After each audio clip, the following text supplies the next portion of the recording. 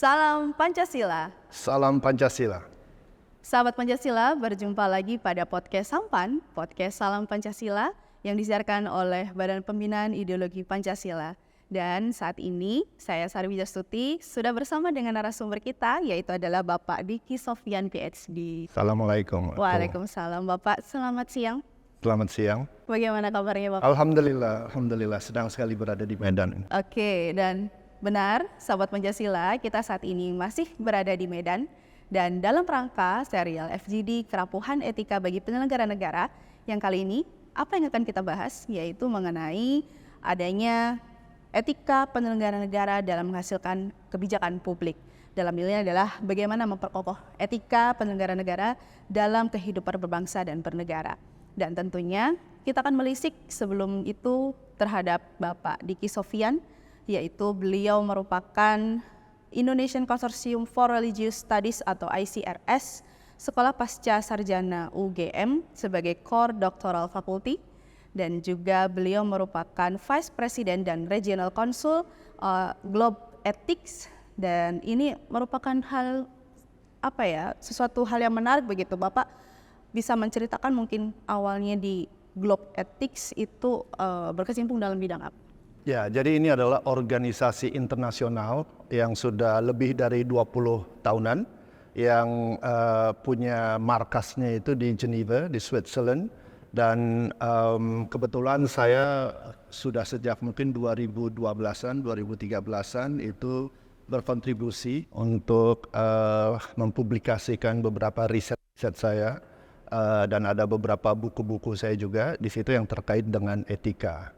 Kemudian saya diminta oleh board members waktu itu di Globe Ethics itu untuk menjadi panel of expert, kemudian untuk menjadi regional director untuk Indonesia, Globe Ethics Indonesia, tapi kemudian diminta juga untuk menjadi board member dan kemudian baru bulan September kemarin saya diangkat menjadi vice president untuk Globe Ethics di tingkat dunia gitu ya. Jadi ini organisasi yang memang bergerak di bidang ethics ya, dan melihat beragam format dan bentuk etika di berbagai bidang dan di berbagai kawasan dunia.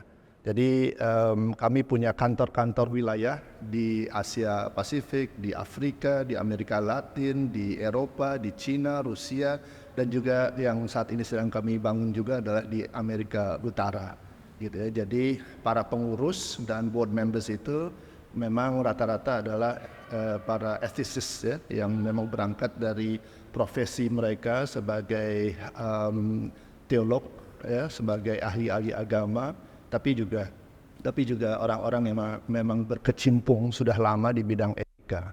Jadi kami merupakan mungkin organisasi terbesar di dunia yang menyelenggarakan dan menyediakan online library yang semua terkait dengan etika.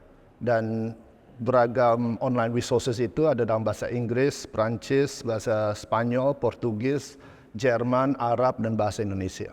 Oke, dan ini sangat menakjubkan sekali. Beliau merupakan putra Indonesia, tapi juga sudah dapat berkecimpung dalam kancah dunia, khususnya mengenai tentang etika. Nah, tidak hanya mengenai etika yang juga sudah beliau pelajari di berbagai belahan dunia, tapi juga kali ini kita akan menyimak bersama bagaimana juga pandangan dari Pak Diki untuk masalah etika sendiri di Indonesia, begitu ya Pak. Nah, kita kan mengetahui bahwa di Indonesia saat ini kita sudah mengalami pergeseran atau pergantian pemerintahan yang baru dari penyelenggara negara yang lama ke penyelenggara negara yang baru. Nah, ini beberapa fenomena yang sudah dapat Bapak Diki tangkap begitu terkait dengan juga dengan etika.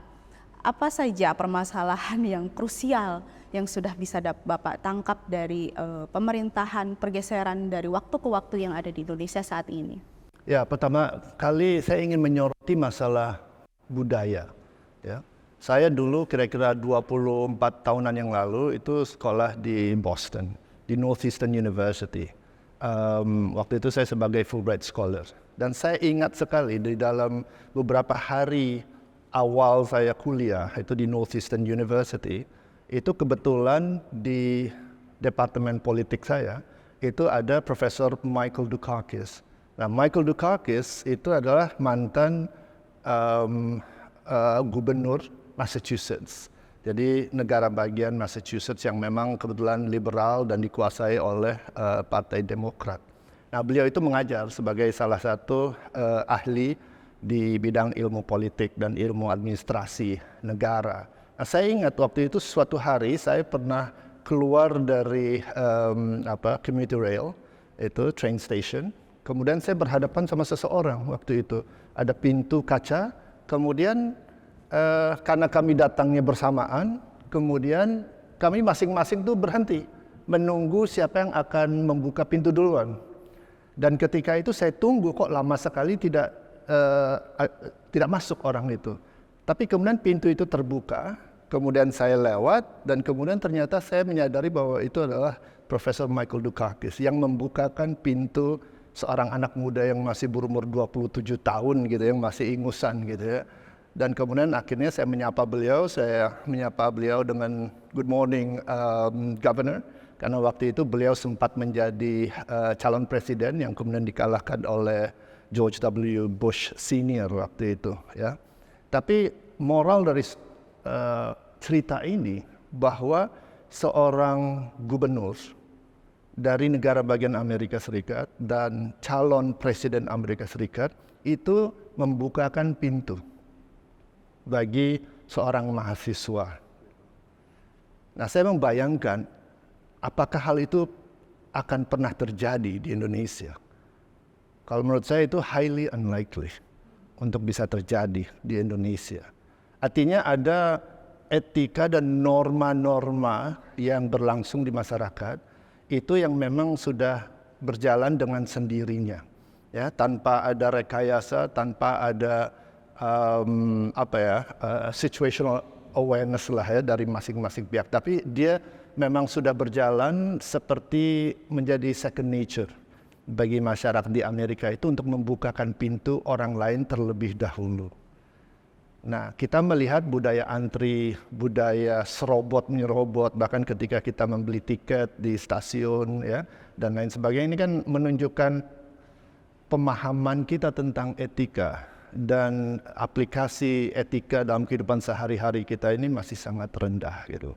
Dari tahun ke tahun ya. Memang saya juga lama di luar negeri, tapi saya juga lama di Indonesia juga. Saya juga sekolah di Indonesia, saya juga sekolah di luar negeri. Sehingga bagi saya sebagai comparativist political scientist, itu saya melihat bahwa thinking without comparison is unthinkable. Jadi ketika kita berbicara tentang etika pun, itu mungkin kita juga harus sewaktu-waktu membandingkan juga bagaimana etika berlaku di masyarakat Indonesia dan bagaimana etika terbentuk dan teraplikasikan di masyarakat lain juga. Oke, dan juga pengalaman-pengalaman yang sudah Pak Diki dapatkan begitu ya mengenai tentang etika ini di luar negeri begitu, itu juga dapat menjadikan pisau pembanding di Indonesia sendiri. Nah, mungkin dalam hal membandingkan tersebut juga dapat dikaji secara baik itu secara teoritis maupun aplikasinya dalam Indonesia ini sejauh ini, Pak Diki. Bagaimana Bapak Diki menangkap begitu ya? Apa saja hal krusial yang juga sudah istilahnya meresahkan begitu terkait dengan aplikasi etika di Indonesia? Ya, saya melihat ada 3 hal ya di Indonesia. Yang satu adalah ethical deficit, ya, bahwa ada defisit etika ya di Indonesia.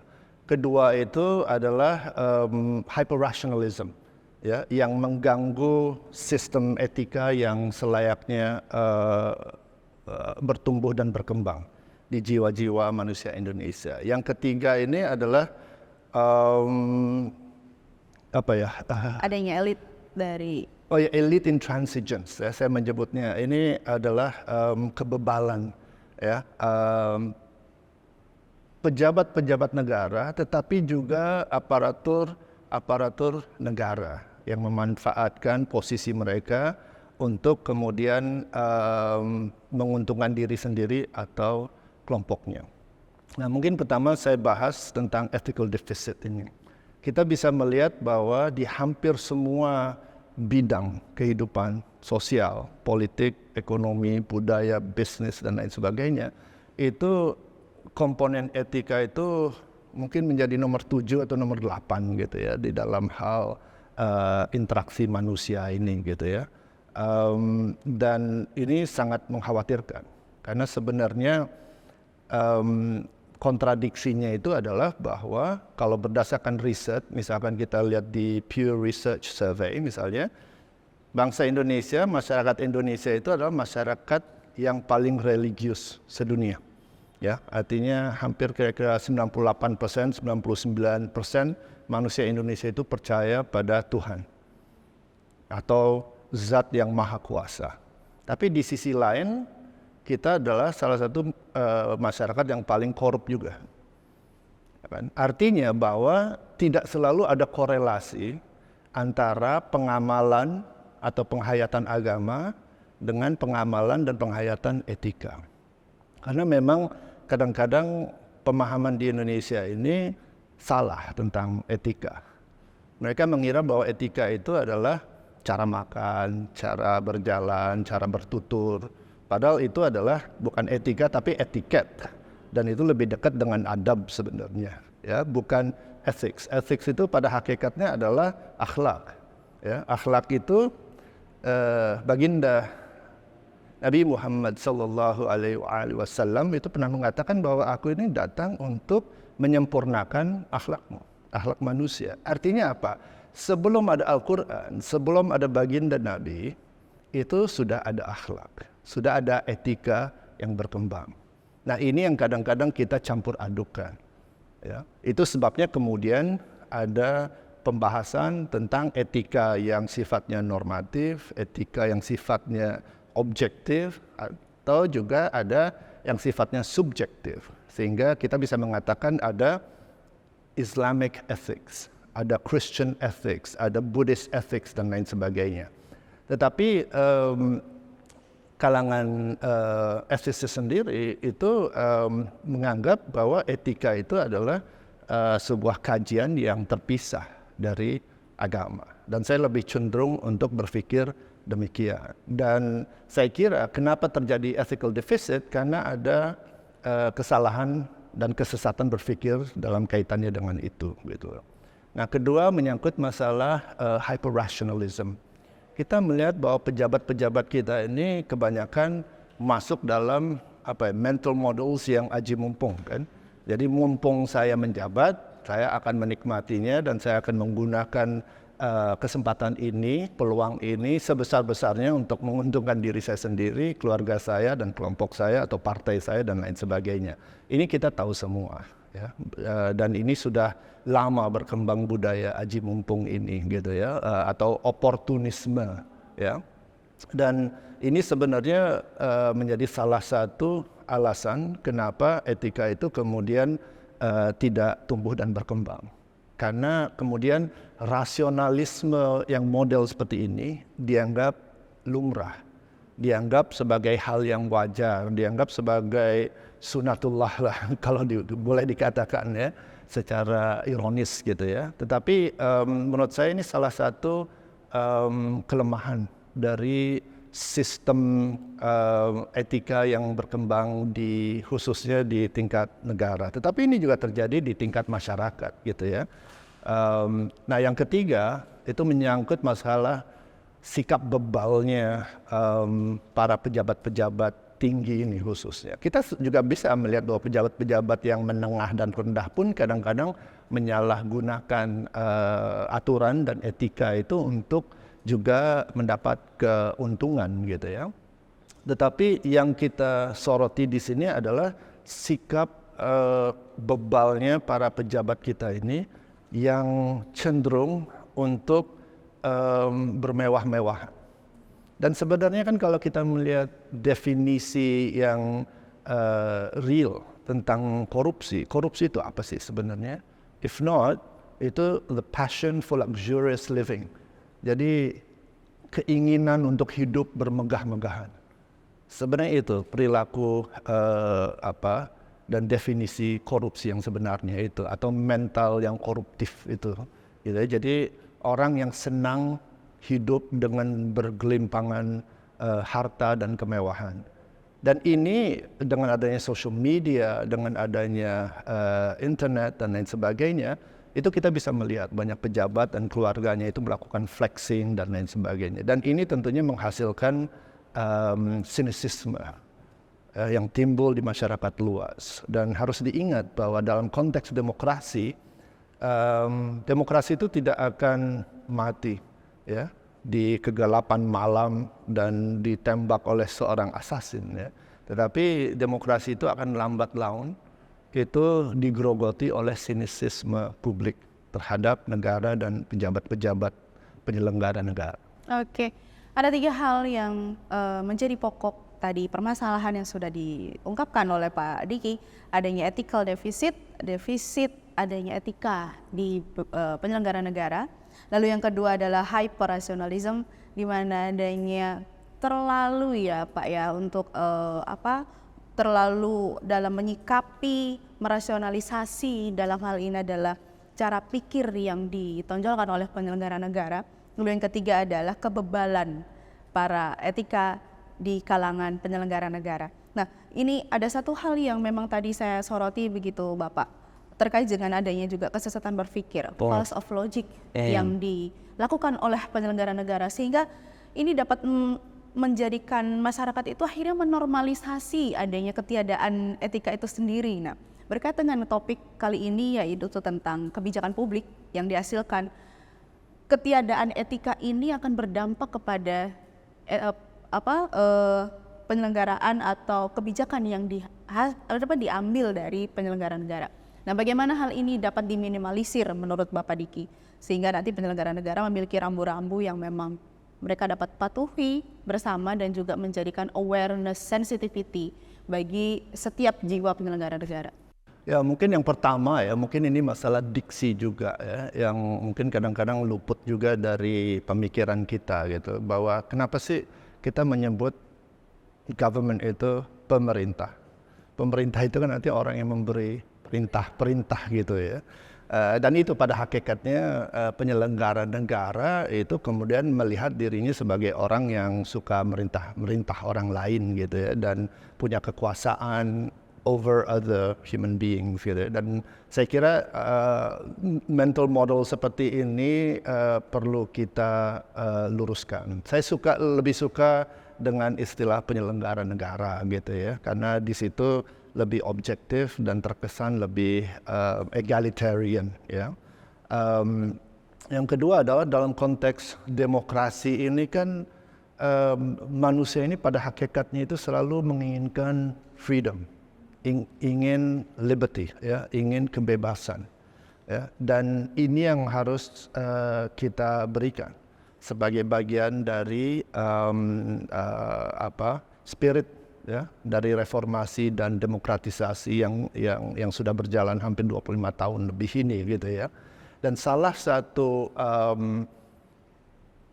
hak dari demokrasi itu khususnya bagi bangsa Indonesia itu adalah development, yaitu pembangunan. Nah, problemnya adalah para penyelenggara negara kita ini, sebagian dari mereka dan sebagian juga di masyarakat menganggap bahwa untuk menjalankan roda pembangunan itu harus ada korupsi, ya, harus ada upaya-upaya lain yang dilakukan untuk bisa menelikung hukum gitu ya. Dan itu dinormalisasi. Dan itu dinormalisasikan. Kenapa? Karena mereka menganggap bahwa korupsi ini adalah necessary evil, ya, sebuah kejahatan yang memang harus ada gitu ya, atau sebuah keniscayaan. Karena dengan adanya korupsi berarti adanya insentif bagi orang untuk bekerja dalam membangun negara. Nah, ini kan false logic yang sangat parah gitu ya. Seolah-olah bahwa penyelenggara negara itu tidak digaji, tidak diberikan insentif, dan tidak diberikan fasilitas. Padahal semua gaji, insentif, dan fasilitas itu kan sudah disediakan oleh negara. Sehingga pola-pola berpikir seperti ini dan mindset dan mental model seperti ini saya kira harus sedikit demi sedikit kita kikis. Bahkan kalau bisa kita tiadakan secara langsung ya kalau seandainya bisa. Tetapi kesesatan berpikir seperti ini saya kira harus lambat laun kita luruskan ya. Dan juga kesesatan berpikir ini juga berdampak kepada sinisme masyarakat kepada penyelenggara negara. Dan ini juga beberapa kali sudah terjadi begitu ya Pak Diki ya. Nah, lalu bagaimana untuk bisa menumbuhkan jiwa kritis di dalam masyarakat sendiri untuk dapat melihat secara objektif apa yang sudah dilakukan oleh penyelenggara negara. Sehingga nantinya juga etika dalam penyelenggara negara dan hasil kebijakan yang dibuat begitu nantinya dapat memuaskan dari masyarakat sendiri.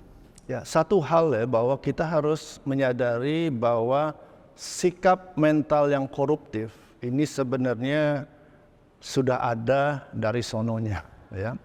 Artinya sejarah mencatat bahwa mentalitas korupsi ini sudah ada sejak zaman dulu. Bahkan dari zaman Aristoteles ya, sebelum Masehi misalkan, beliau menulis tentang Nicomachean Ethics dan beliau itu bercerita tentang eudaimonia. Jadi eudaimonia ini adalah sebuah chief good. Jadi tujuan tertinggi dari masyarakat. Jadi kalau kita terjemahkan eudaimonia ini adalah dia bermakna happiness, contentment, ya, tetapi yang beyond yang physical. Artinya tujuan dari masyarakat itu adalah untuk menjadikan dirinya itu menjadi flourishing society, menjadi masyarakat yang vibrant, masyarakat yang sehat, masyarakat yang makmur, adil, sentosa dan lain sebagainya. Ya, kalau di dalam terminologi Islam itu ada baldatun thayyibatun wa rabbun ghafur gitu ya. Nah, ini kemudian bisa kita kaitkan sebenarnya dengan karya Abu Nasr Al-Farabi misalnya yang menulis tentang Madinah atau Fadilah misalnya, tentang the virtuous city ya, di mana masyarakatnya itu memang menjalani kehidupan kota itu yang modern, yang kosmopolitan, yang adil, yang egaliter dan lain sebagainya. Nah, masyarakat Indonesia harus diajarkan dengan hal yang basic seperti itu, bahwa secara bersama-sama kita bisa membangun masyarakat yang sehat, masyarakat yang adil, yang beradab, yang makmur, yang sentosa. Tetapi itu hanya bisa dilakukan kalau ada etika. Tadi saya tergugah juga dengan salah satu pembicara yang mengatakan bahwa hukum itu bisa Anda pelintir, bisa Anda permainkan, tapi etika Anda tidak bisa mainkan. Karena ini menyangkut masalah rasa keadilan dan menyangkut masalah perasaan orang banyak. Sehingga kita bisa membedakan kok siapa orang yang etis dan siapa yang tidak etis itu kita bisa. Bahkan dari ucapan, dari tutur katanya itu kita bisa melihat. Dan sebenarnya kalau kita mau jujur ya kita bisa tahu kok mana orang yang ikhlas, mana orang yang hanya mencari kesempatan, oportunis ya untuk mencari jabatan-jabatan sebagai penyelenggara negara. Jadi saya kira masyarakat harus disadarkan sejak dini, sejak masa mereka belajar di sekolah dan di universitas itu untuk mengatakan bahwa kalau Anda menjalani kehidupan yang etis, maka hidup Anda akan lebih bahagia. Hidup Anda akan lebih makmur, akan lebih beradab dan akan lebih merasa fulfillment ya, merasa bahwa dia sudah mencapai puncak kemanusiaannya. Oke. Dan itu tercermin mungkin dalam hal pendidikan nanti. Betul. Bagaimana merefleksikan dari etika ini adalah melalui pendidikan. Nah, terkait dengan hal itu, satu pesan mungkin dari Pak Diki Sofyan untuk penyelenggara negara ke depan yang sudah terbentuk saat ini. Nah, bagi penyelenggara negara ke depan, apa pesan yang ingin Bapak sampaikan? Dalam hal ini adalah bagaimana juga tetap menjaga etika, sehingga nantinya kebijakan yang dihasilkan memang itu betul-betul dapat membuat kemajuan dan juga tadi baldatun thayyibatun wa rabbul ghafur, kemakmuran, kesejahteraan yang diinginkan sebagai tujuan dari negara ini dapat tercapai. Yang pertama bahwa penyelenggara negara itu harus menyadari bahwa mereka itu berada dalam sebuah sphere ya, di mana mereka itu melayani masyarakat. Ya. Artinya mereka di situ bukan ditaruh untuk kemudian mengambil kesempatan, ya, untuk memperkaya diri atau keluarganya atau orang lain, tetapi seharusnya mereka melihat civil service ini, ya, sebagai upaya mereka untuk mau mengabdi kepada masyarakat. Saya kira kesadaran itu harus ditumbuh kembangkan sejak dini, ya, termasuk kepada anak-anak siswa, mahasiswa juga, ya, sehingga ada semacam accountability, sehingga ada responsibility yang kita bisa tumbuh kembangkan di antara para penyelenggara negara ini. Kemudian kedua adalah bahwa penyelenggara negara ini harus menyadari bahwa saat ini adalah masa di mana sudah ada transparansi. Ya, semua orang memegang minimal satu smartphone gitu ya. Ada yang 2, ada yang 3. Which means bahwa anytime mereka itu bisa direkam, ya, video, suara, foto dan lain sebagainya untuk kemudian dilaporkan. Ya, jadi kalau kita menyebutnya dulu itu waskat, ya, katanya pengawasan melekat. Tetapi ada juga yang menerjemahkannya sebagai pengawasan malaikat gitu loh. Ya, bagi yang religius, bagi yang percaya adanya kehadiran malaikat itu dalam hidup kita ini. Dan yang ketiga adalah harus ada kesadaran dari masyarakat sendiri dan keluarga dari penyelenggara negara. Karena banyak juga kasus di mana penyelenggara negara itu jatuh akibat dari tindakan yang tidak etis dari keluarga penyelenggara negara itu. Baik itu istrinya maupun anak-anaknya yang melakukan flexing atau yang melakukan bullying atau intimidasi terhadap orang lain atau membunuh, ya, dan melakukan tindakan-tindakan kriminal lainnya yang kemudian menjatuhkan martabat dan harkat daripada penyelenggara negara itu dan jabatannya itu sendiri gitu. Jadi kesadaran itu bukan hanya harus ada di tingkat penyelenggara negara, tetapi juga masyarakat yang terus memonitor, ya, perkembangan prestasi dan performa dari penyelenggara negara tersebut. Baik, dan pesan itu pun juga sekiranya dapat kita wujudkan begitu bersama dalam hal ini adalah bagaimana sensitivitas bersama tidak hanya dari penyelenggara negara tapi juga kita sebagai warga negara pun memiliki kesempatan yang sama untuk bisa mengkritisi begitu ya, Betul. Pak, ya. Sehingga nanti kemajuan itu dapat diwujudkan secara bersama. Baik, terima kasih Bapak Diki Sofyan. Terima kasih. Dan sahabat Pancasila, demikianlah podcast Sampan kali ini bersama Bapak Diki Sofyan dan sampai jumpa di podcast selanjutnya. Salam Pancasila. Salam Pancasila.